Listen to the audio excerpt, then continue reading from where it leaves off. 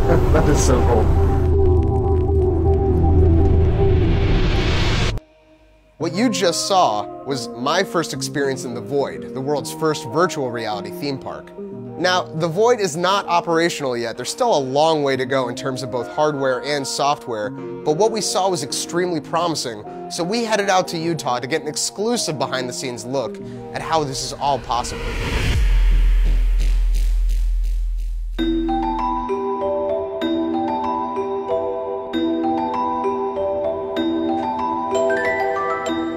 I'm home. Void is the vision of infinite dimensions. It's our version of the holodeck. You walk in and you're immersed in reality. These other guys with their headsets, they've done some amazing things. But in the end, you reach out, well, you know, what are you going to feel? Well, at the Void, you're going to feel what you see.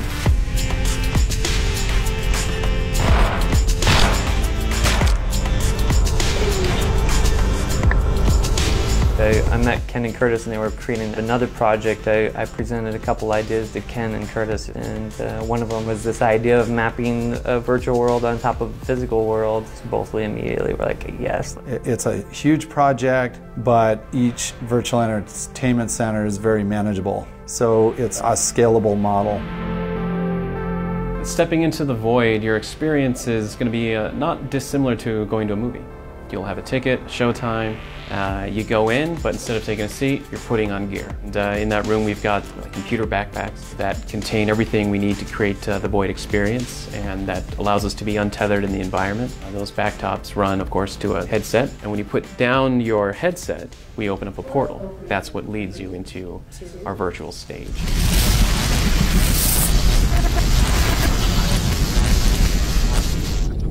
All right, stepping through the portal.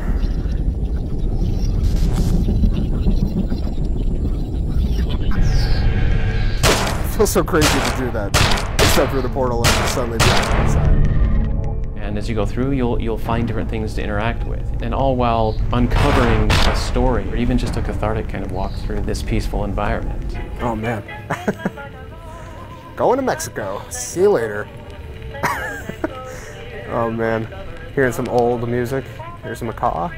So one of the first things I was told to do in the Aztec experience was to go sit down on a bench and await further instructions. But I'm surprised that when they told me to go sit down on the stone bench that I reached out for it and actually felt a stone bench before I sat down.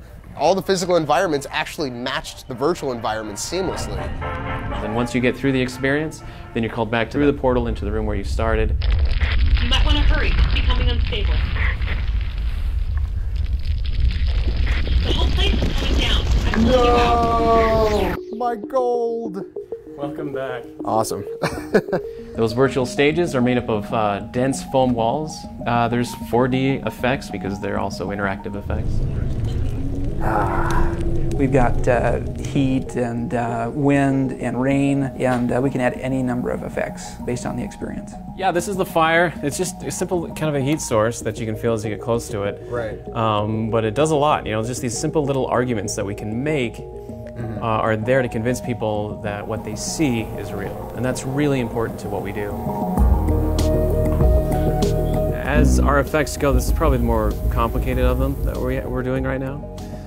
You walk in, you see a podium, basically over here. You put your hand on the podium and you start moving up. But as you move up, this podium moves down. Meanwhile, what we're standing on is a transducer pad, which say there's transducers underneath it and allowing it to vibrate. And that gives you that feeling, that vibration that you would expect when being on a lift that's moving you up. Whoa. And from what I had heard from other people, like some people get really afraid. Yeah, we've had people call down to us.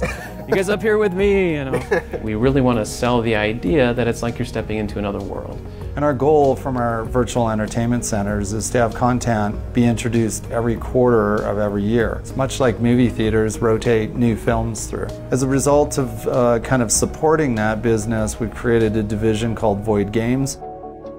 Its primary focus is to supply our own original content for the Void and then to be integrators of content from third-party developers. I'm just playing with the torch. This is what it looks like. It adds a lot. The tricky bit is just getting it optimized far enough. Yeah.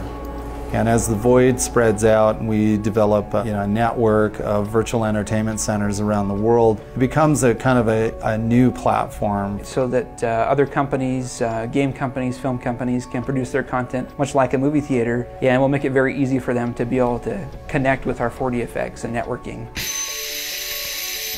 And by the way, the first center is still going to be classified as a beta center. And that's just because we need to take it in steps to make sure that the experience is done right. But then quickly after that center opens and we refine the experiences and we feel that it's fully commercially ready, then we start building and implementing multiple centers all around the world. And now from here on out, it's like making it the best every year and every year and every year, and I'll probably do this till I die, you know. When I look at this group and I see what they're able to accomplish in just a small town in Utah, I feel so confident that if they move to a bigger market, people around the world are soon going to be experiencing the Void, and this could be the future of entertainment as we know it. Not just movies, not just games, but entertainment in the same way that Disney sees entertainment. If you love virtual reality, you're going to love the Void. If you've never experienced virtual reality, you're going to get blown away by the Void.